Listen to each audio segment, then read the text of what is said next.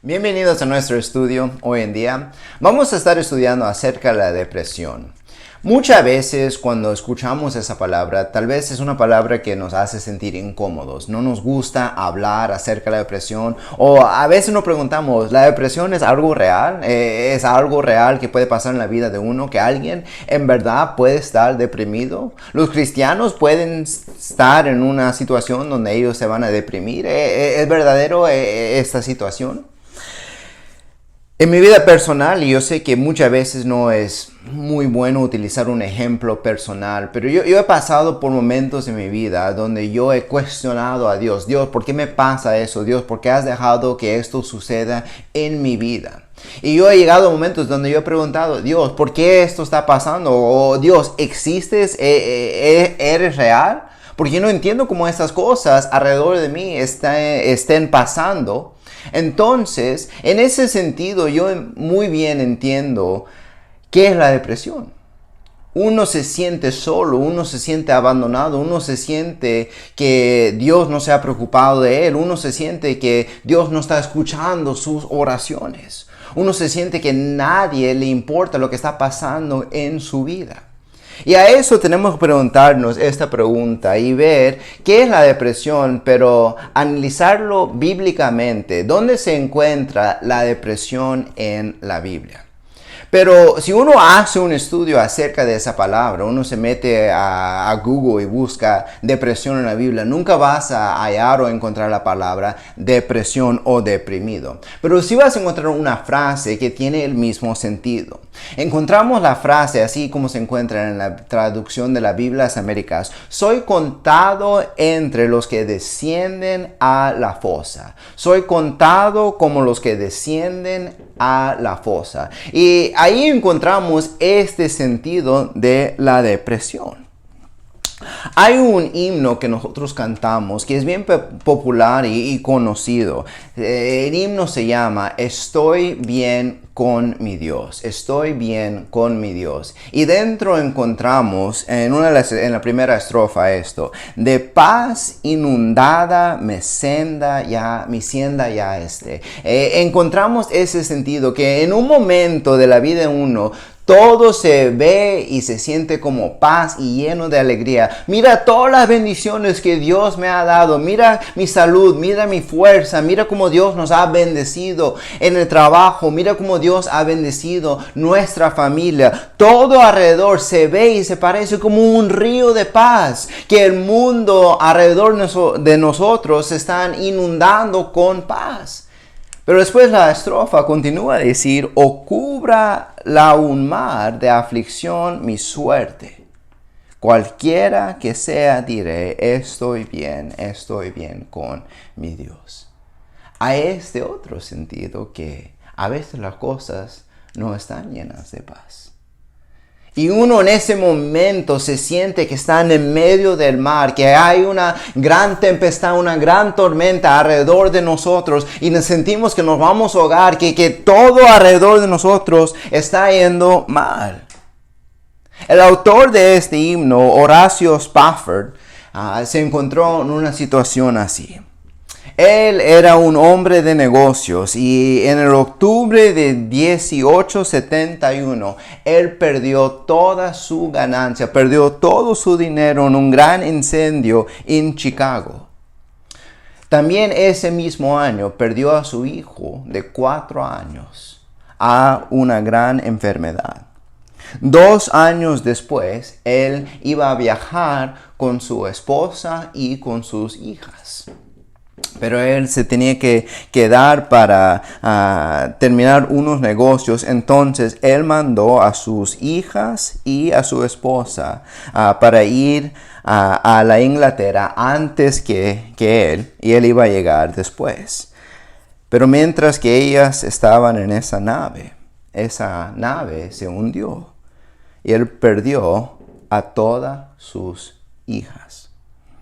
Su esposa le mandó un mensaje diciendo: salvo sola. Cuando él fue a encontrar a su esposa, él escribió este himno: Estoy bien con mi Dios. Tú te puedes imaginar sus pensamientos, tú te puedes imaginar sus emociones, que había tiempos en su vida que todo estaba lleno de paz. Pero después tiene una gran pérdida, donde él pierde todas sus ganancias. Él pierde a su hijo, él pierde a sus hijas. Y tal vez usted se siente así en este momento. Tal vez usted ha perdido a un ser querido. Tal vez usted ha perdido a sus ganancias, a su trabajo. Tal vez usted se siente perdido en esta situación porque no puedes hacer lo que tú deseas hacer. No tienes ciertas libertades. Cada uno de nosotros entendemos este sentido. Pero a veces uno no lo quiere admitir, que las cosas no están yendo bien, que todo no está perfecto. Pero tenemos que empezar con eso. Pero quiero notar esto, ¿qué es la diferencia entre la paz que el mundo nos ofrece y la paz que Dios nos ofrece? Primero, la paz que el mundo nos ofrece en verdad no es paz. La noche cuando Jesús iba a ser arrestado, Él escribió en Juan 14, 27. La paz os dejo, mi paz os doy. Yo no os la doy como el mundo la da. La paz que ofrece el mundo no es paz. Porque el mundo no puede ofrecer algo que el mundo mismo no tiene. Jesús continúa a decir a sus discípulos en ese mismo versículo, no se turben vuestro corazón ni tengan miedo. Porque ahora tú me conoces, ahora tú conoces a nuestro Padre Celestial, ahora tú tienes una paz que nunca se va a ir de su vida, porque Dios es constante, Dios es firme. En Juan 16, Jesús dice en versículo 33, estas cosas os he hablado para que en mí tengáis paz. Jesús dice, si tú quieres entender la paz de Dios, solamente lo vas a entender y recibir a través de mí. En el mundo tenéis tribulación. No vas a tener paz, vas a tener problemas, obstáculos, tribulación, pero confiad, yo he vencido al mundo. En un par de horas Jesús iba a estar a punto de ser clavado en la cruz. Pero Él dice, no tengas miedo, confía en mí, confía en tu Padre. Y es con eso que vamos a entrar a Salmo 88. Salmo 88. Aquí encontramos un hombre clamando a Dios, diciendo, Dios, me siento perdido. Dios, siento que estoy bajando, descendiendo a la fosa. Ayúdame, Dios. Versículo 4. Soy contado entre los que descienden a la fosa. He llegado a ser como un hombre sin fuerza. Versículo 6. Me has puesto en la fosa más profunda. En el hueco, en el pozo más grande me has puesto, Dios. Dice, en lugares tenebrosos, en las profundidades. Versículo 8. Has alejado de mí mis amistades. Me has hecho objeto de repugnación para ellos. Encerrado estoy y no puedo salir. Me siento, Dios, atrapado. Me siento como no hay nadie alrededor que me pueda ayudar o que me quieran ayudar. Tú me lo has quitado de mi vida, de mi presencia, Dios. Versículo 15 al 18 de Salmo 88. He estado afligido y a punto de morir desde mi juventud.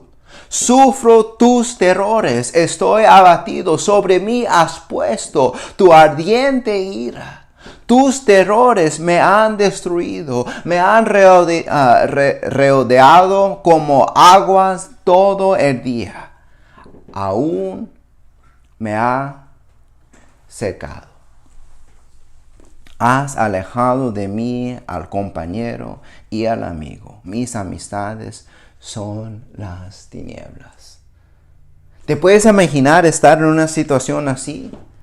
Y no solamente encontramos esa idea de ser deprimido o de estar en la fosa en este salmo. Podemos ir a varios salmos escritos por David, salmos escritos por varias personas, por varios autores que tienen este mismo sentido. Estas mismas emociones. Dios, ¿dónde estás? ¿Dónde estás?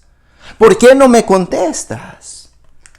Pero ¿qué significa la depresión? Literalmente, la depresión significa ser presionado o a presionar. Y nosotros entendemos esto en varias formas. Hay depresión tropical, donde hay una baja presión y se mezcla con una alta presión. Encontramos una depresión económica, donde hay baja actividad financiera. Algo que pasó en los Estados Unidos en 1930 y aún más reciente en el año 2008. Entendemos que hay depresión geográfica, que hay áreas en la tierra que están más bajos que otras. Pero tal vez la forma que nosotros hemos escuchado de la depresión es la depresión mental. Una afección médica en cual las personas se sienten muy tristes, muy bajas.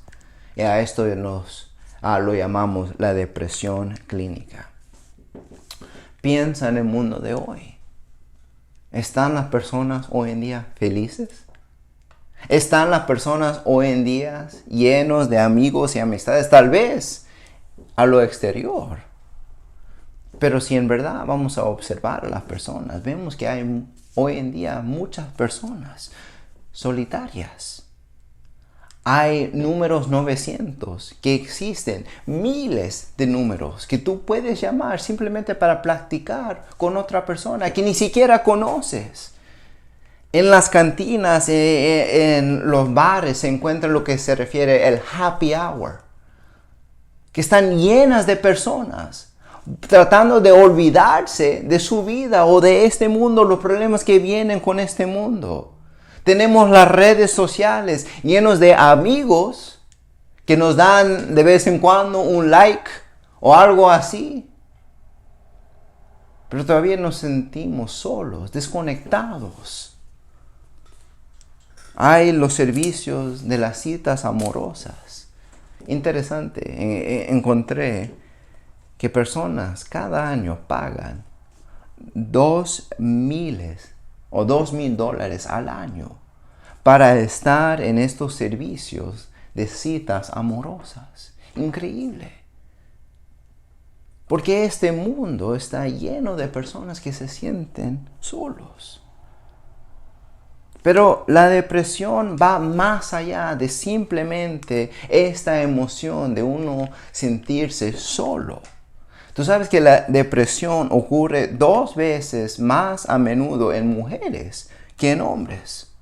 Ocurre con mayor frecuencia en grupos socioeconómicos superiores que en los pobres. Ocurre con mayor frecuencia en la 4ª y 5ª décadas de la vida. Cuando tienes 40, 50 años, es cuando se encuentra que las personas están deprimidas. Es lo que sentimos cuando contemplamos nuestras cuentas de jubilación. Es lo que sentimos cuando volvemos al trabajo o a la escuela después de una vacación. Puede ser una decepción después de un gran subido en nuestra vida o gran subida en nuestras vidas. Es lo que a veces nos golpea junto con el ataque de gripe. Es lo que podemos sentir después de una gran discusión con nuestro cónyuge. Es parte del proceso de duelo cuando hemos perdido a un ser querido. Y sucede cuando la ira se vuelve interna o estamos enojados con nosotros mismos. Pero aún nos preguntamos, ¿es real la depresión? ¿En verdad existe? En la revista de salud, en el año 2018, se publicó esto: la depresión es más común que el SIDA, el cáncer y las diabetes combinados. Y casi 400,000 personas intentan suicidarse en los Estados Unidos cada año. Piensa en ese número: 400,000 de personas se quieren quitar su propia vida por causa de la depresión. Y cuando alguien se siente deprimido, ¿sabes lo que no quieren escuchar? No es verdaderamente depresión, solamente estás triste. Está todo en tus pensamientos. Solo supéralo. Bórralo de tu vida. Quítalo de tu vida. El tiempo cura todas las heridas. Si fuera yo, y tratamos de llenar el vacío con nuestra propia solución.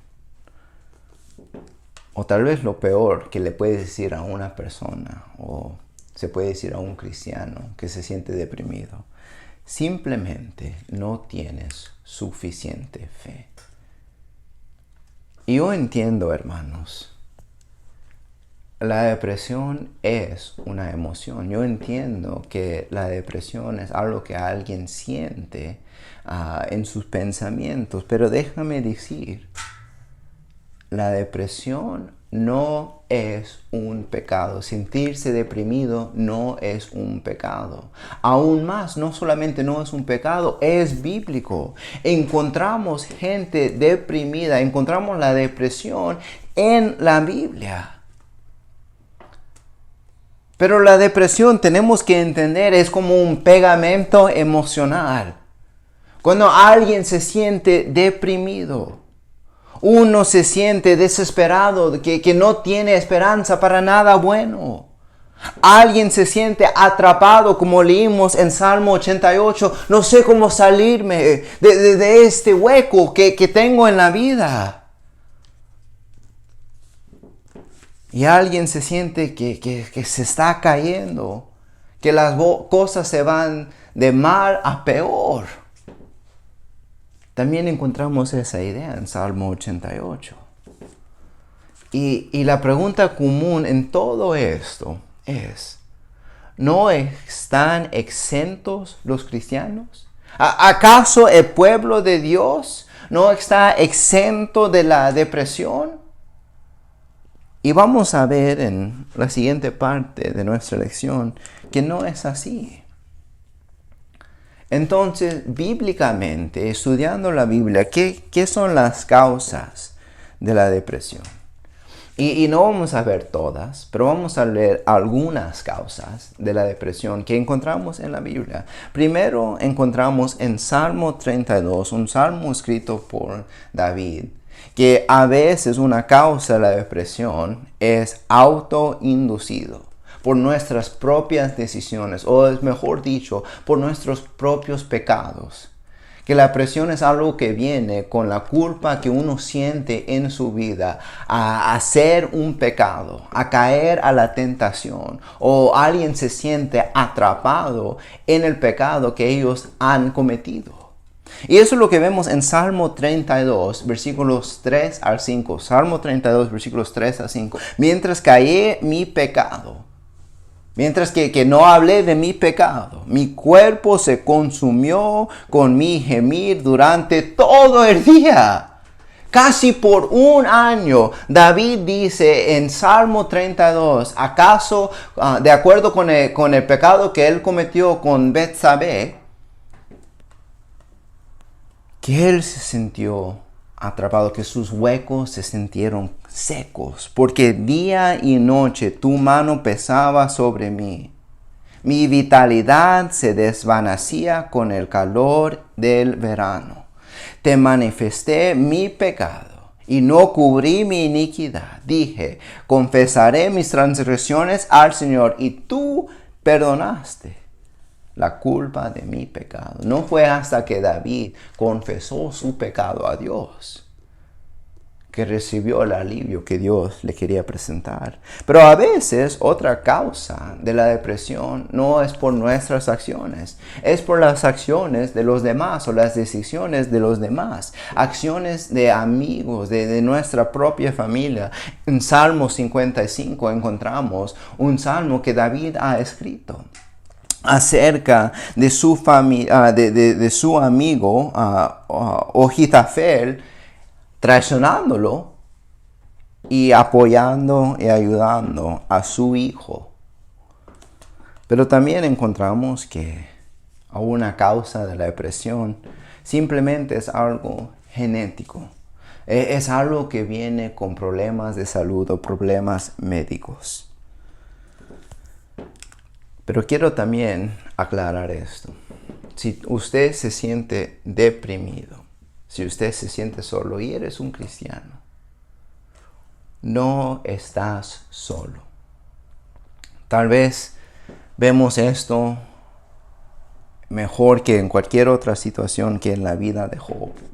Se dice acerca de Job que Dios no encontraba, no había en el mundo un hombre que se pudiera comparar a la fieldad y el corazón y la reverencia de Job. Y no fue hasta que Dios permitió que Satanás haga lo que él quería hacer en su vida que Job escribe estas palabras en Job capítulo 3, versículos 3 al 5. Perezca el día en que yo nací y la noche que dijo un varón ha sido concebido, sea ese día tinieblas. No lo tome en cuenta Dios desde lo alto, ni resplandezca sobre él la luz. Job dice, sería mejor que yo nunca hubiera nacido. En versículo 11.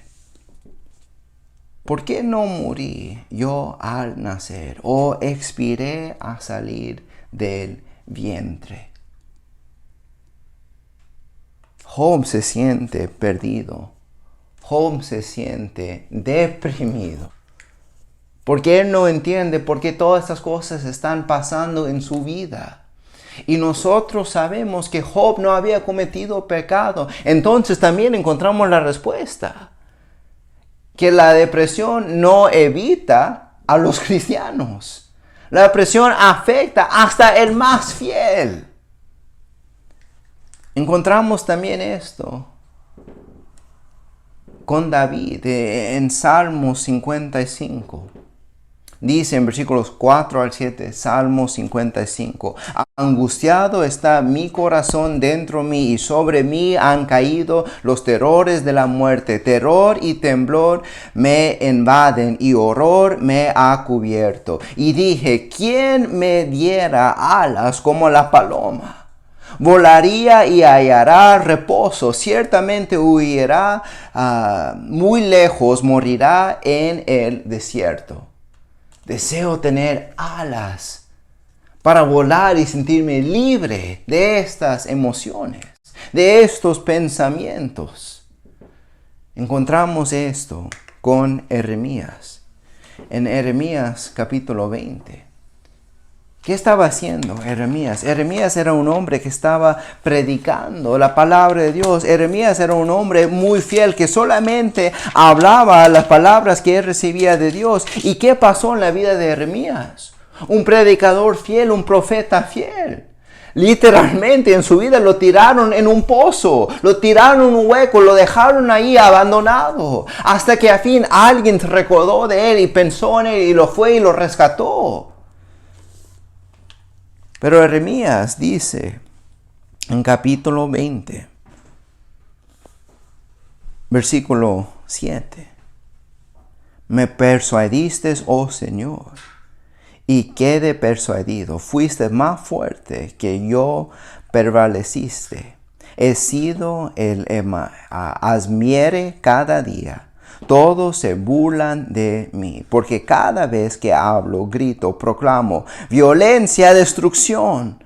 Pues la palabra del Señor ha venido a ser para mí oprobio y escarnio cada día. Pero si digo, no le recordaré ni hablaré más en su nombre, Esto se convierte dentro de mí como fuego ardiente, encerrado en mis huesos. Hago esfuerzos por contenerlo y no puedo. Jeremías se siente perdido. Jeremías se siente que todo va mal en su vida porque él sigue predicando. Pero él no puede dejar proclamar los bienes de Dios. En versículo 18 dice Jeremías: ¿por qué salí del vientre para hacer pena y aflicción? Y que acaben en vergüenza mis días. Aunque él quiere predicar para Dios, él no entiende por qué existe. Él no entiende por qué nació. Él se siente deprimido aún haciendo la voluntad de Dios. Y vamos a concluir con Salmo 42. Y yo entiendo que esto ha sido una larga lección, pero pido por favor que se queden con nosotros mientras que estamos leyendo y piensen en la condición de este salmista, de este hombre que escribe y apunta cómo él se siente en Salmo 42. Salmo 42. Vamos a leer todo el Salmo. Dice, versículo 1. Como el ciervo anhela las corrientes del agua, así suspira por ti, oh Dios, el alma mía. Mi alma tiene sed de Dios, del Dios viviente. ¿Cuándo vendré y presentaré delante de Dios? Este salmista tiene sed para Dios, quiere estar en la presencia de Dios. Él extraña a Dios y extraña estar en su presencia. Se siente abandonado, se siente perdido. Tal vez usted se siente así en este momento y estás esperando el momento cuando tú puedes sentir la presencia de Dios nuevamente en su vida. Salmo 42, 3 y 4. Mis lágrimas han sido mi alimento de día y de noche, mientras me decían todo el día, ¿dónde está tu Dios? Me acuerdo de estas cosas y derramo mi alma dentro de mí, de cómo iba yo con la multitud y la guiaba hasta la casa de Dios, con voz de alegría y de acción de gracias, con la muchedumbre en fiesta. Él piensa y se recuerda de los tiempos cuando él estaba con el pueblo de Dios, la multitud de Dios, adorando a Dios. Y tal vez tú te sientes perdido porque tú también piensas en esto. Te recuerdas los días que tú estabas con el pueblo de Dios, alabando a Dios. Y no tenías que estar solo en tu casa. Dice el autor de Hebreos en Hebreos 10:23, mantengamos firme la profesión de nuestra esperanza sin vacilar, porque fiel es el que prometió. Y considerémonos cómo estimularnos unos a otros al amor y a las buenas obras, no dejando de congregarnos como algunos tienen por costumbre, sino exhortándonos unos a otros, y mucho más al ver que el día de acerca. Tú extrañas esa obra. Tú extrañas ese sentido de animar a tu iglesia local, a los miembros de tu iglesia local. Versículo 5. ¿Por qué te abatas, alma mía? ¿Y por qué te turbas dentro de mí? Espera en Dios, pues he de alabarle otra vez por la salvación de su presencia. ¿Te has dado cuenta que la mayoría de la infelicidad que uno tiene en su vida viene porque nosotros estamos escuchándonos a nosotros mismos en vez de platicar o conversar con nosotros mismos? Muchas veces la razón por que yo me encuentro infeliz en mi vida es porque yo me estoy hablando mucho. Es porque me estoy escuchando mucho y no me estoy hablando más. Este salmista se está diciendo a su alma, cállate. Ya no te quiero escuchar más, porque escúchame a mí. Yo sé lo que Dios ha producido en mi vida. Yo sé que yo tengo causa para regocijar en mi vida, porque yo veo lo que Dios ha hecho en la vida mía, pero también en la vida de los demás.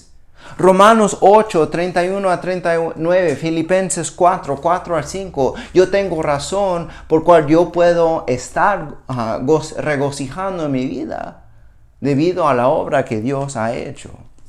Versículo 6, Dios mío, mi alma está en mí deprimida. Por eso me acuerdo de ti desde la tierra del Jordán y desde las cumbres de Hermón, desde el monte Misar. Muchos piensan que David fue el autor de este salmo. Interesante que David menciona ver el río Jordán separado o apartado, porque David no estaba vivo cuando eso pasó, pero él sabe que eso fue algo real, algo que sucedió en la vida de los demás, y a veces allí es donde podemos encontrar la solución a nuestra depresión. De ver todo lo que Dios ha hecho, de ver todos los bienes que Dios ha traído a la vida de otros a través de su palabra. Y aunque yo no lo he visto, y tal vez aunque yo no lo he experimentado en mi vida, aunque yo no tengo esa experiencia, yo sé que es cierto que Dios hizo algo por su pueblo. Y que Dios todavía está haciendo algo por su pueblo. El río Jordán también para mí tiene la conexión al Nuevo Testamento de los que vienen y son bautizados. ¿Cuántos de nosotros podemos recordar o pensar en ese día cuando fuimos perdonados? Cuando fuimos unidos a Dios por la sangre derramada de Cristo que nos lavó nuestros pecados. El monte o la montaña Hermón habla que yo me recuerdo en esos días cuando tenía ese sentido bien alto en mi vida, cuando todo estaba como una montaña muy alta, todo estaba lleno de paz. Y él puede pensar en eso cuando Dios hizo ese milagro en nuestra vida o la vida de los demás. Pero también menciona algo interesante: el monte Misar. El monte Misar no es una montaña altísima. Es como un puente. Es algo que es alto, pero no una montaña. Pero el salmista dice que eso es suficiente para pensar en Dios. Cuando yo veo lo que Dios hace en la vida de otros, cuando yo veo lo que Dios hace en la vida de cristianos fieles, yo me puedo regocijar y confiar en Dios. Versículos 7 al 8. Un abismo llama a otro abismo a la voz de tus cascados. Todas tus ondas y tus olas han pasado sobre mí. De día mandará el Señor su misericordia, y de noche su cántico estará conmigo. Elevaré una oración al Dios en mi vida. El salmista afirma la soberanía de Dios. La soberanía de Dios. Que Dios está en control, que Dios es todopoderoso y que Dios entiende y sabe por qué estas cosas están pasando. Versículo 8, él menciona que por noche está cantando estos cánticos. Tiene ese sentido que él está orando a Dios, algo que tal vez es triste, pero él sabe que Dios lo está escuchando. Y él concluye con esto en versículos 9 a 11. A Dios mi roca diré, ¿por qué me has olvidado? ¿Por qué andado sobrio por la opresión del enemigo? Como quien quebrante mis huesos.